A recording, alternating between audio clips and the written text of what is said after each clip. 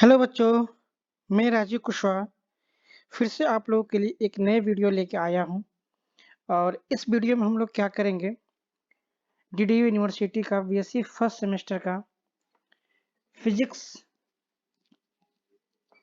PHY 102 के बारे में डिस्कस करेंगे। इसमें हम लोग डिस्कस करेंगे यूनिट फर्स्ट जो कि वेक्टर अलजेब्रा है। इसका लेक्चर सेकेंड होगा। फर्स्ट लेक्चर में हम लोगों ने vectors and type of vectors के बारे में डिस्कस कर लिया था। Vectors and type of vectors के बारे में डिस्कस किया था। अगर आप लोगों ने वो वीडियो नहीं देखा है तो उस वीडियो को देख सकते हैं, ठीक है। अब इस लेक्चर्स में हम लोग क्या करेंगे, कौन कौन से टॉपिक कवर करेंगे। जीरो वेक्टर क्या होता है, इस पर डिस्कस करेंगे। पोजीशन वेक्टर क्या होता है, इस पर डिस्कस करेंगे। और डिस्प्लेसमेंट वेक्टर क्या होता है, इस पर डिस्कस करेंगे, ठीक है। तो आइए हम लोग स्टार्ट करते हैं। सबसे पहले देखिए जीरो वेक्टर क्या चीज होती है, ठीक। Zero vector and it's property. तो जीरो वेक्टर हम लोग देख लेते हैं क्या होता है। करें ये जीरो या इसका नाम है नल वेक्टर भी है, हम लोग जीरो वेक्टर को नल वेक्टर भी कहते हैं, ठीक है। तो जीरो वेक्टर या null vector is a vector that has zero magnitude. इसको ध्यान देने वाली पॉइंट्स है इसमें क्या है, नाम ही जीरो वेक्टर है, मतलब इसकी मैग्नीट्यूड क्या हो जाएगी, जीरो हो जाएगी, ठीक है। एंड एन आर्बिट्री डायरेक्शन, और इसका क्या होगा, एक डायरेक्शन होता है। इट इज रिप्रेजेंटेड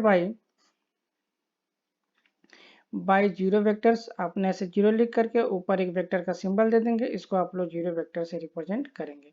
वही लिखा गया है arrow over the number zero. Zero के ऊपर हम लोग नंबर के ऊपर हमने एरो लगा दिया तो वो वेक्टर जीरो वेक्टर को रिप्रेजेंट करेगा, ठीक है।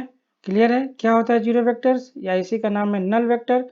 ऐसा वेक्टर जिसके पास मैग्नीट्यूड क्या हो, जीरो, ठीक है, और उसका कोई एक डायरेक्शन हो, ठीक है। ऐसे वेक्टर को क्या बोलते हैं हम लोग, जीरो वेक्टर बोलते हैं। अब बात ये आती है कि जीरो वेक्टर की जरूरत क्यों पड़ी, ठीक है। जैसे यूनिट वेक्टर हम लोगों ने पढ़ा था, जीरो वेक्टर ऐसे ही है। तो जीरो वेक्टर में क्या है, मैग्नीट्यूड तो जीरो होगा, उसके पास एक कोई डायरेक्शन होगा। अब इसकी जरूरत क्यों पड़ी, need of a zero vector, जरूरत क्यों पड़ी जीरो वेक्टर की, आइए थोड़ा देख लेते हैं इसको। The need of a zero vector arises due to the following situations. मतलब ये जो सिचुएशंस हमने कुछ दे रखा है, दो सिचुएशंस दे रखा है। इस सिचुएशन में जब रिजल्ट जीरो आता है तो चूंकि वेक्टर में हमको रिप्रेजेंट करना होता है तो उसको जीरो वेक्टर की मुझे जरूरत पड़ी, ठीक है। जैसे एक हमने दे रखा है सिचुएशन, देखिए इफ वेक्टर ए बराबर vector B then what is the A minus B. अगर वेक्टर ए और वेक्टर बी बराबर है, अगर यहाँ पे लिखा हुआ है वेक्टर ए बराबर वेक्टर बी, और मैं आपसे पूछ रहा हूँ कि vector A minus vector B क्या होगा। आपको पता है कि वेक्टर ए बराबर वेक्टर बी है, तो आप यू कैन से कह सकते हो इजीली कि vector A minus vector A, क्योंकि बी जो है ए के बराबर है, मीन्स क्या आ गया, जीरो। अब ये भी वेक्टर है, ये भी वेक्टर है, तो जो इसका आना चाहिए वो भी क्या होना चाहिए, वेक्टर आना चाहिए, ठीक है। ऐसे ही मैं अगर ये कर दूं कि ए की वैल्यू क्या है, बी के बराबर है, vector B minus vector B बराबर जीरो वेक्टर, ठीक है। तो इस सिचुएशन में हमको जीरो वेक्टर की जरूरत पड़ी। यहाँ पे मैं केवल जीरो लिखूं तो केवल मैग्नीट्यूड होगा, जो कि क्या हो जाएगा, एक स्केलर क्वांटिटी हो जाएगा। लेकिन हमें वेक्टर के फॉर्म में हमको जरूरत पड़ रही है इसमें, क्योंकि vector A minus vector B है। आपको पता है कि जो यूनिट, जो डायमेंशन, जो सिचुएशंस आपको एलएचएस साइड में होती है वही आप इसका होके आरएचएस साइड में भी होना चाहिए, ठीक है। आरएचएस साइड में भी होना चाहिए। जैसे अगर इधर मान लीजिए आप सेंटीमीटर में लिख रहे हो तो इधर भी क्या होना चाहिए, सेंटीमीटर में ही होना चाहिए। अगर इधर आप मीटर की बात करते हो तो इधर आपको मीटर ही होना चाहिए। अगर आप इधर केजी में बात करते हो तो आप इधर केजी में ही बात करोगे, तभी जा करके वो एलएचएस और RHS means left hand side और राइट हैंड साइड की सिचुएशन जो होनी चाहिए वो बराबर होनी चाहिए, सेम यूनिट होनी चाहिए, ठीक है। किसी भी यूनिट में आप बात करोगे, किसी भी, अगर आपने मीटर पर सेकंड की बात किया है तो आरएचएस साइड में भी मीटर पर सेकंड की बात होनी चाहिए। आई होप ये सारी चीज़ें जो मैंने बताया इससे आप समझ पा रहे होंगे, ठीक है, कि a माइनस बी वाला जो सिचुएशन हमें जीरो क्यों जरूरत पड़ी। ठीक है, एक और सिचुएशन यहाँ पे कंसिडर किया गया है, वो सिचुएशन देख लीजिए क्या है। कर if ax vector equal to minus Y vector, अगर यहाँ पे क्या दिया हुआ है, आपके पास x कोई वेक्टर है, वो क्या वेक्टर है, माइनस वाई वेक्टर के बराबर है। तो आपसे पूछा जा रहा है देन बताइए कि x vector plus y vector क्या होगा। ठीक है, तो हमें पता है क्या होगा, x की वैल्यू क्या है, माइनस वाई वेक्टर है, मैं यहाँ पे पुट कर दूंगा minus Y vector plus Y vector, और मैं यहाँ देख रहा हूँ कि माइनस और प्लस यहाँ पे जो आ जाएगा वो जीरो आ जाएगा, तो यहाँ पे मैं जीरो वेक्टर से रिप्रेजेंट कर दूंगा। ठीक है, तो इस तरह के सिचुएशंस में हमें क्या पड़ा कि जीरो वेक्टर की नीड पड़ी, जीरो वेक्टर की आवश्यकता पड़ी। अब देखिए क्या है, in all these cases the resultant has to be zero vector not a scalar. Clear हुआ, अगर आपने केवल जीरो लिखते हैं तो जीरो लिखने का मीन्स क्या हो जाता, केवल स्केलर वैल्यू, ये जीरो क्या हो जाता हमारे पास, स्केलर वैल्यू हो जाती। ठीक है, और आपने यहाँ पे क्या लिख दिया है, जीरो वेक्टर लिख दिया है, तो ये कौन सी क्वांटिटी हो गई हमारे पास, एक वेक्टर क्वांटिटी। इसके पास मैग्नीट्यूड कितना है, मैग्नीट्यूड तो इसका कितना हो जाएगा बच्चों, बताइए, मैग्नीट्यूड क्या हो जाएगा, जीरो। ठीक है, मैग्नीट्यूड कितना हो गया, जीरो। डायरेक्शन क्या होगा, कोई भी आर्बिट्री डायरेक्शन यहाँ पे हो सकता है। क्लियर हो गया, आइए नेक्स्ट देखते हैं क्या है। प्रॉपर्टी की बात हो रही है, मीन्स इसकी प्रॉपर्टी क्या क्या है। कह रहा है कि नंबर एक, when a vector is added to zero vector, जब कोई भी वेक्टर एक जीरो वेक्टर के साथ ऐड होता है तो we get the same vector, means हमें क्या मिलता है, हमें सेम वेक्टर मिलता है। ठीक है, कैसे, आपको पता ही है, कोई भी चीज जब जीरो में जोड़ते हैं, अगर सपोज करिए आपने वेक्टर ए ले लिया प्लस जीरो वेक्टर, तो ए और जीरो क्या मिलेगा आपको, ए ही मिलेगा, मीन्स एक वेक्टर। जब किसी भी वेक्टर क्वांटिटी में जीरो वेक्टर को ऐड करते हैं तो सेम वेक्टर वो मिलता है। ठीक है, जिस भी वेक्टर में हम लोग जीरो वेक्टर को ऐड करेंगे, शब्दों पे ध्यान दीजिएगा, जिस वेक्टर में हम जीरो वेक्टर को ऐड करेंगे वो सेम वेक्टर हमें मिलता है। अगर सपोज करिए कोई वेक्टर सी है, ठीक है, सपोज करिए कोई वेक्टर सी है, इसमें हमने क्या कर दिया, प्लस जीरो वेक्टर कर दिया, तो क्या मिलेगा हमें, सी वेक्टर। मीन्स किसी भी वेक्टर में, एनी वेक्टर, ठीक है, किसी भी वेक्टर में अगर हम जीरो वेक्टर को ऐड करते हैं तो हमें क्या मिलेगा, वो ही वेक्टर मिलेगा जिस वेक्टर में हम जीरो को ऐड किया है। ये इसकी प्रॉपर्टी हुई। और क्या कह रहा है कि when a number is multiplied by a zero vector तो we get a zero vector। जब किसी भी नंबर में, जैसे यहाँ पे दिखाया गया 2 इंटू जीरो वेक्टर, तो क्या मिला हमें, जीरो वेक्टर ही मिला। ठीक है, मीन्स कोई भी नंबर से 2 हो, 3 हो, 2 into zero vector zero, 3 into zero vector zero, आप 4 भी कर सकते हो। ठीक है, 4 इंटू जीरो वेक्टर हमारे पास क्या मिला, जीरो। 5 इंटू जीरो वेक्टर क्या मिलेगा हमें, जीरो। क्लियर है, नंबर थर्ड देखिए, when a vector is multiplied by a zero तो we get a zero vector. अब कोई वेक्टर अगर जीरो से मल्टीप्लाई होता है तो क्या होगा, अगर मान लीजिए सपोज करिए यहाँ पे कोई वेक्टर ए है, वेक्टर ए को हमने क्या कर दिया, जीरो वेक्टर से मल्टीप्लाई कर दिया, तो क्या मिला मुझे, जीरो वेक्टर। अगर यहाँ पे सपोज करिए कोई वेक्टर बी ले लिया हमने, वेक्टर बी में क्या कर दिया, जीरो वेक्टर से मल्टीप्लाई कर दिया, तो क्या मिलेगा, जीरो वेक्टर। ओके, अगर सपोज करिए हमने क्या कर दिया, कोई सी वेक्टर लिया और सी वेक्टर से हमने क्या कर दिया, जीरो वेक्टर से मल्टीप्लाई किया, तो क्या मिलेगा मुझे, जीरो।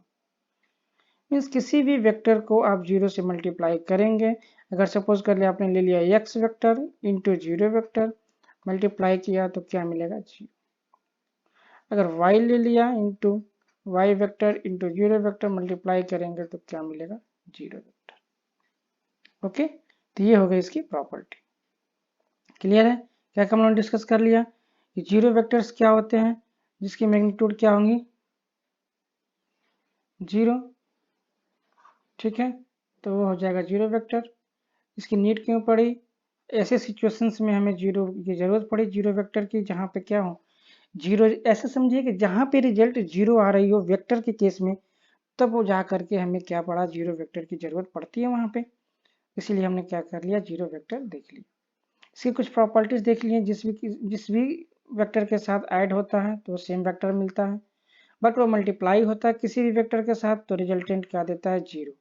सारे जगह रिजल्टेंट क्या देता है, जीरो। ओके, चलिए आइए नेक्स्ट देखते हैं। एग्जाम्पल्स देख लीजिए, जीरो वेक्टर के एग्जाम्पल्स कौन कौन से हैं। एग्जाम्पल में जैसे सबसे पहले देखिए दिया हुआ है, the position vector of A particle lying at the origin is a zero vector.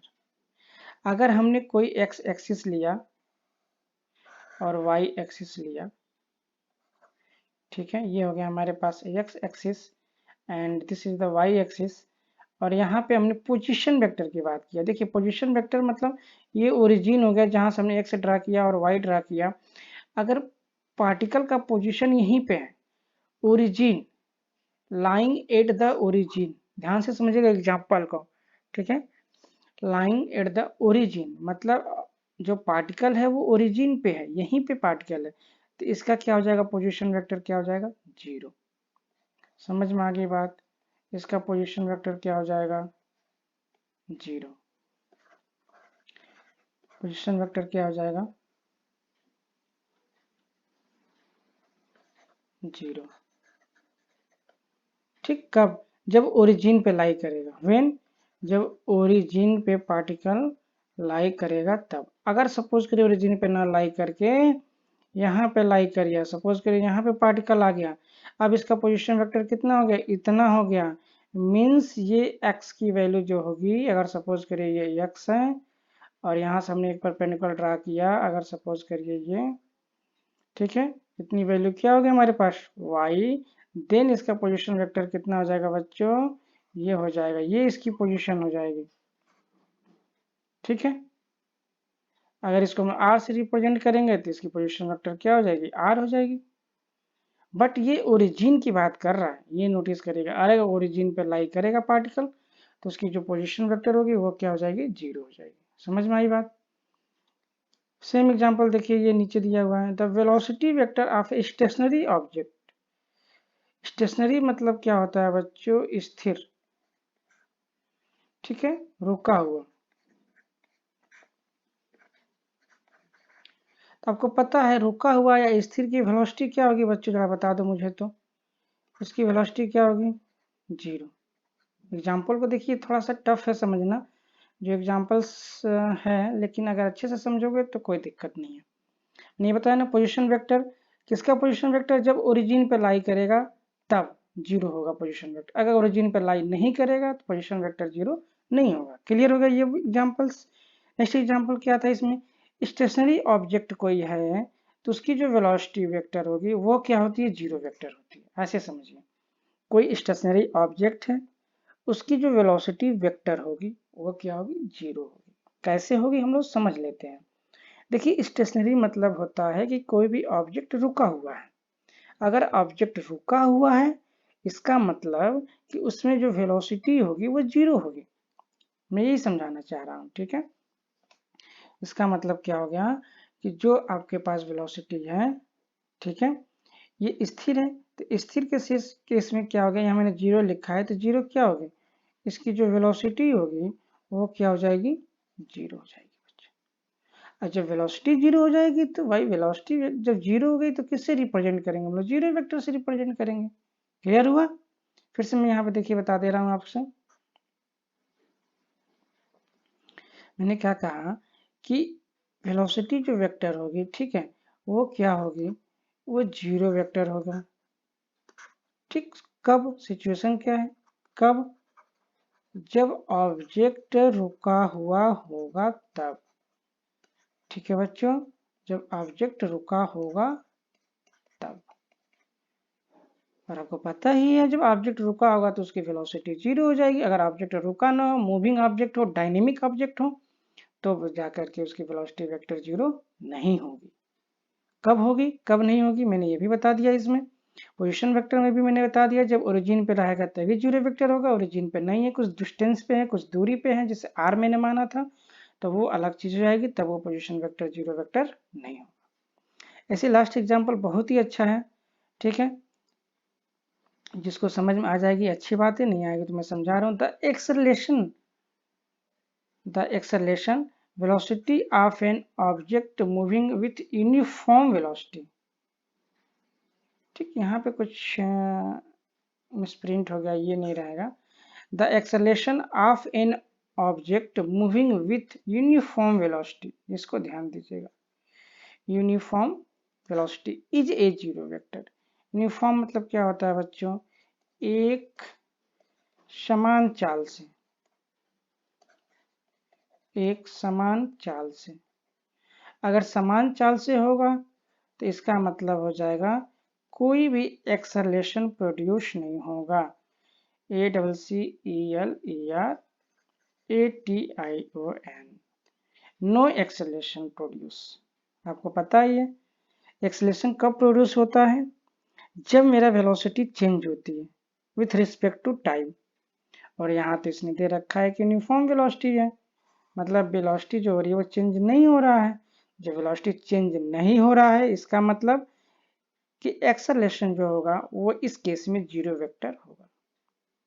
ठीक है बच्चों, एक्सेलरेशन यूनिफॉर्म वेलोसिटी के केस में 0 वेक्टर होगा। यूनिफॉर्म मतलब क्या होता है, एक समान चाल से चल रहा है, मतलब एक समान गति से चल रहा है।